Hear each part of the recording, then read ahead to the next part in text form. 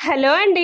విలేజ్‌లో వేడి వేడి బూర్లనమాట. చూసారా ఎన్ని బూర్లో ఎంతమంది కలిసి చేస్తున్నారో. ఇలాగేనండి విలేజ్‌లో ఏ ఫెస్టివల్ అయినా సరే అందరూ హెల్ప్ చేయడానికి వస్తారనమాట. ఒకళ్ళకొకళ్ళు హెల్ప్ చేసుకొని ఇలా చేస్తూ ఉంటారనమాట. చాలా బూర్లు ఇంచుమించు 5, 6 బకెట్స్ అయితే చేశారు. చూడండి ఎంత రుబ్బో చేస్తూనే ఉన్నారు. ఒకళ్ళు వేయడం, తీయడం ఇంకా ఎంతమంది హెల్ప్ చేసినోళ్ళు. ఇదంతా ఒక సాల్లో పెట్టుకున్నారనమాట. పొయ్యి కూడా రాయిలతో తీసి దీంతో అయితే తయారు చేస్తారు. ఇవన్నీ ఎందుకు చేస్తున్నారని అయితే అనుకుంటున్నారు కదా! ఇదైతే ఒక ఫంక్షన్ కోసం, ఒక మెచ్యూర్డ్ ఫంక్షన్ కోసం మా విలేజ్‌లో ట్రెండ్ అనమాట. ఇది చేస్తూ ఉంటారు. ఇలా తాతగోరు అయితే పెడతారనమాట. తాతగోరు చేసి ఇంకా వాళ్ళ ఇంటికైతే ఇస్తారు. సో, అందుకోసం అందరూ హెల్ప్ చేస్తున్నారనమాట. సో, చాలా బావుంటది విలేజ్‌లో. ఏ ఫెస్టివల్ అయినా సరే ఒకరికొకరు అందరూ హెల్ప్ చేసుకుంటారనమాట.